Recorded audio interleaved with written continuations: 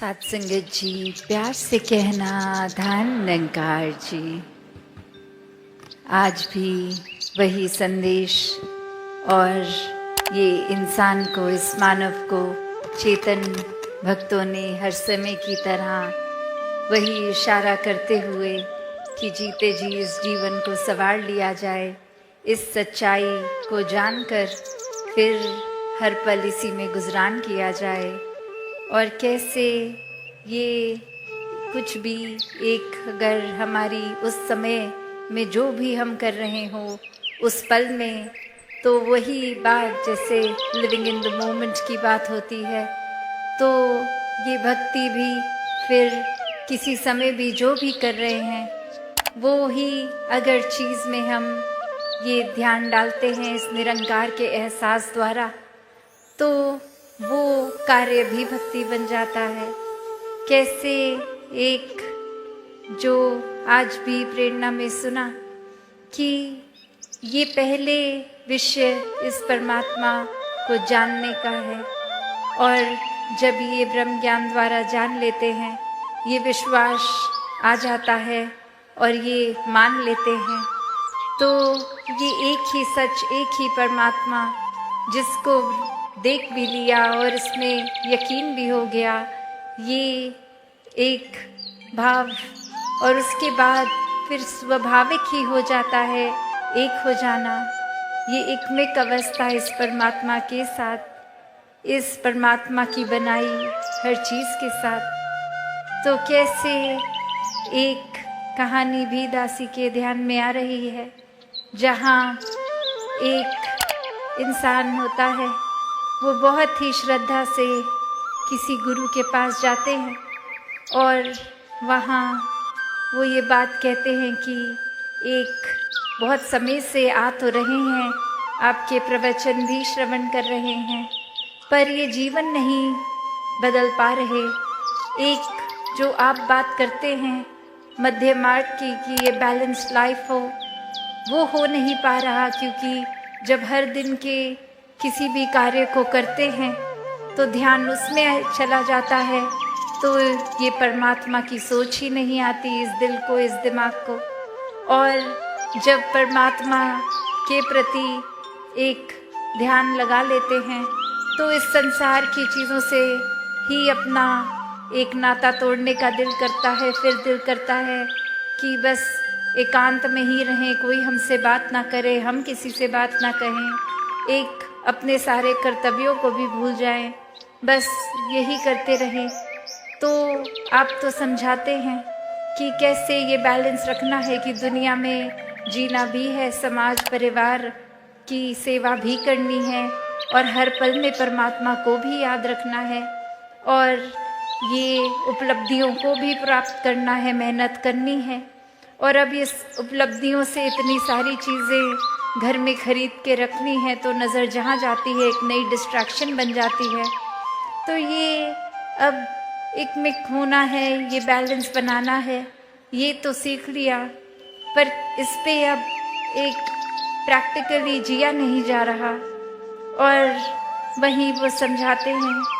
गुरु कि आपके घर के आसपास आपसे सबसे नज़दीक क्या दुकान है, कौन सी दुकान है, तो वो सब बताते हैं कि एक सब्ज़ी वाले हैं, वो बस बहुत अलग अलग सब्जियां रखते हैं, और अपने तराजू में वो जो भी ग्राहक आता है बताता है कितने किलो को कितनी सब्जी चाहिए,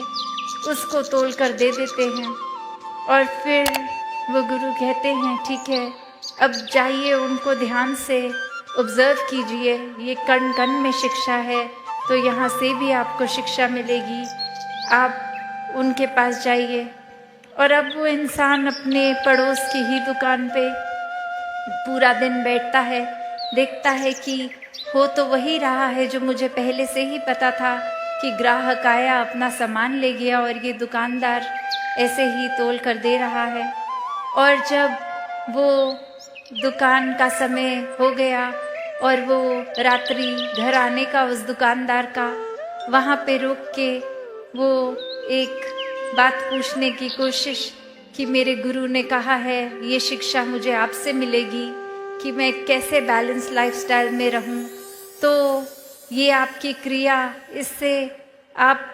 कैसे कर रहे हैं, इसके बारे में कुछ रोशनी डालें। ये देखने में तो बहुत सिंपल काम है। तो वो इंसान समझाता है, वो दुकानदार समझाता है अब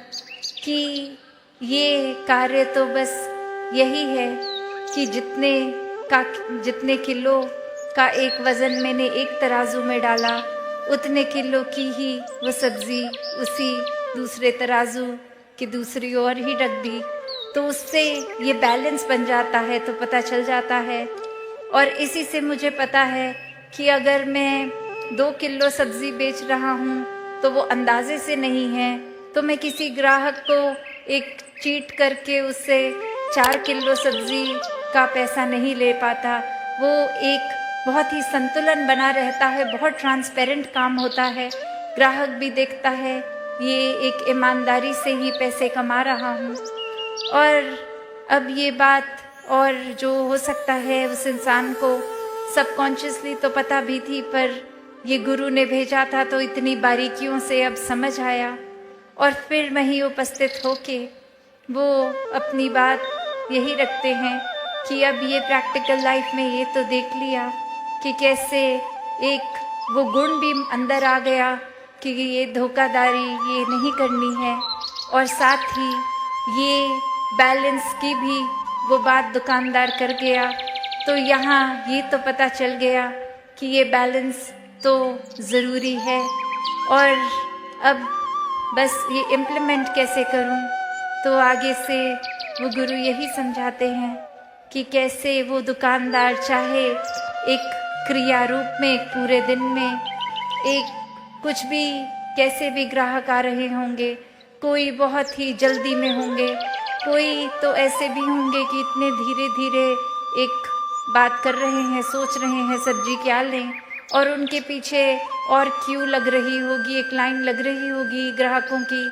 और इससे देखकर कि इतनी देर लग रही है, कुछ ग्राहक वो लाइन छोड़ के किसी और सब्ज़ी वाले पे भी जा रहे होंगे कि हमें जल्दी चाहिए, और ये दुकानदार तो इतनी देर लगा रहा है। और किस तरह से कोई बहुत ही खुशी के अवसर के लिए बहुत सारी सब्जियां लेके जाएगा, और कोई तो आकर कुछ पत्ते ही लेके चला जाएगा, कोई बहुत ही जल्दी में आएगा, एक हबचड़ी भी मचाएगा, और कोई बहुत ही एक सहज भाव में आके आराम आराम से कर लेगा। तो वो दुकानदार ये सब देख रहा है, कितने रंग देख रहा है ग्राहकों के भी, पर वो तो वही कार्य सहजता में करता जा रहा है कि जिसने अपनी रिक्वायरमेंट बोली उसको उतना उतना तोल कर देकर उससे पैसे ले लिए। तो बात वही कि ये एक अपने स्वभाव को अपने ग्राहक के स्वभाव जैसा पल पल में नहीं बदल रहा, ये बहुत ही स्थिर होने की निशानी। और जो व्यक्ति इस परमात्मा को जीवन में धारण कर लेता है इस ब्रह्म ज्ञान से, तो फिर कोई भी उथल पुथल हो, कोई इरिटेशन नहीं आती, कोई भारी चीज़ या कोई इंसान हमारे साथ कैसा है, उस चीज़ पे हमारा उस तरह से बिहेव करना डिपेंड नहीं करता। कि कोई अगर जल्दी में आया तो दुकानदार ने भी उतनी ही जल्दी से नहीं दिया, उसने अपना पूरा प्रोसेस को फॉलो किया, और देर उसने उतनी ही लगाई जितनी वो किसी और ग्राहक के साथ लगाए। और वही बात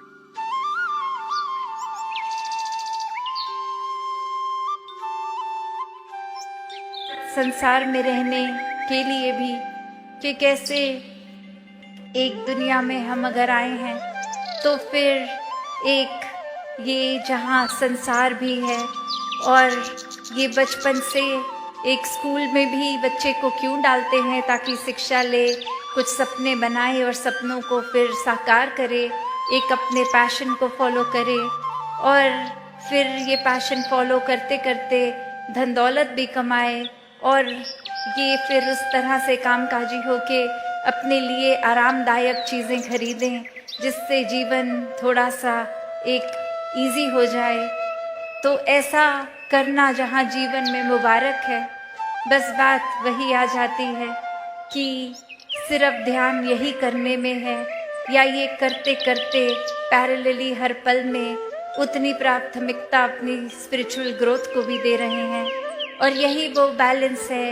ये अपनी मायावी जीवन और ये आध्यात्मिक जीवन का, जहाँ पे वही बात आती है जो अभी मॉडल भी कुछ दिनों पहले इधर प्रदर्शनी में भी देखा कि ये ज्ञान और कर्म रूपी पंख, ये एक पंख अगर हो कि सिर्फ एक कार्य तो कर रहे हैं, एक हम किसी वजह से प्रभु परमात्मा का नाम तो ले रहे हैं, पर परमात्मा वाकई है क्या, ये परमात्मा की प्राप्ति तो नहीं कर रहे हैं। और वहीं दूसरी ओर ये ब्रह्म ज्ञान रूप की पंख की एक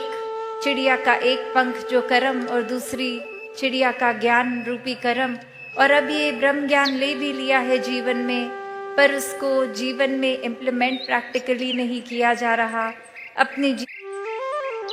जीवन में सारे अवगुण अभी भी वहीं के वहीं रखे हैं, एक अपनी वाणी को कठोर का कठोर ही रहने दे रहे हैं, ये किसी से मधुर स्वभाव अपने अंदर नहीं ला रहे, किसी से प्यार से बात नहीं कर रहे। तो ब्रह्म ज्ञान जीवन में आने के बावजूद भी ये उड़ना कहाँ संभव होगा। वो फिर बात वही कि ऐसा पक्षी जिसके दो पंख हैं, एक ज्ञान का एक कर्म का, वो ही उड़ान भरेगा, क्योंकि ये कर्म भी हैं, ये जीवन में इम्प्लीमेंटेशन भी है, और ये ब्रह्म ज्ञान की विद्या, ये सबसे ऊंची दात, ये भी ये झोली आई है। तो यहाँ एक ये जो बैलेंस का उदाहरण इस कहानी में भी, तो कैसे एक सुनने में तो लगता है कि एक शायद बैलेंस अचीव करना जीवन में पॉसिबल नहीं है, क्योंकि हमारा जहाँ मन ये चंचल है, एक तरफ अगर लग जाएगा, एक अगर हमने चीज़ दिमाग में बांध ली तो बस उसी ट्रैक पे उसी को ही सोचता जाएगा और एक चीज़ की इतनी एक्सट्रीम कर देगा, एक अपनी पॉइंट ऑफ व्यू को भी इतना एक्सट्रीम हम मान लेंगे कि हमारे जैसा अच्छा कोई सोच ही नहीं सकता, एक हमारे जैसा अच्छा तो कुछ भी कोई नहीं कर सकता, कोई है ही नहीं इतना अच्छा। कहाँ हम फिर वो बैलेंस दूर दूर तक करते ही नहीं। और ये तो पता ही है, जब एक चीज़ की ही अति होती जाएगी तो फिर दूसरा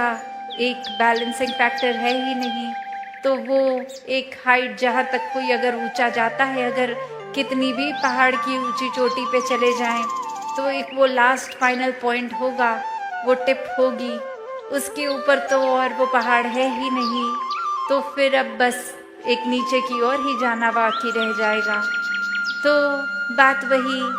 कि ये सेवा, सुमिरन, सत्संग, इस परमात्मा से जोड़कर ये बैलेंस बना कर रखने की बात।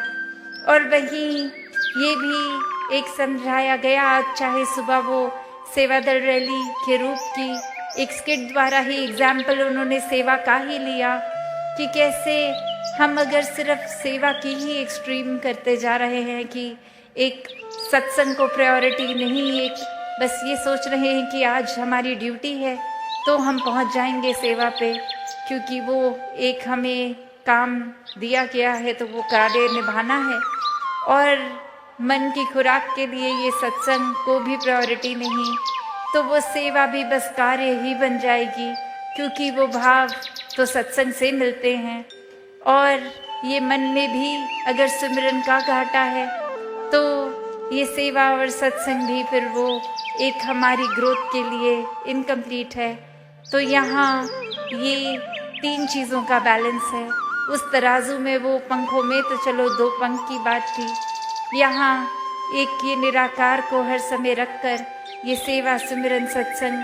को ही इक्वली इम्पोर्टेंट बना के रखना, ऐसा बैलेंस करना। और जो ये कर लेते हैं उनके लिए फिर ये जीवन भी बहुत सहज हो जाता है, फिर कुछ एक्स्ट्रा एफर्ट नहीं लगता। हर दिन चाहे आज लगे कि सुबह से निकले इतने थके और आज तो घर पे कोई गेस्ट भी आने हैं, उनको भी एक अटेंड करना है, और फिर हमें किसी के घर डिनर पे उनके गेस्ट बन जाना है, तो फिर ये पूरी दिन की एक्टिविटी इतनी ज़्यादा, तो इसमें थोड़ा सा मैनेज करना, एक भागा दौड़ी लगानी, ये कैसे समय पे सब कुछ होगा, ऑर्गेनाइज करना, ऐसे थॉट्स भी इतने सहज हो जाते हैं कि जब कोई आया घर पे उसको गेस्ट ही ना माने, परिवार का ही हिस्सा माने और वो प्यार का भाव हो जाएगा। संगत जी, धन्यवाद।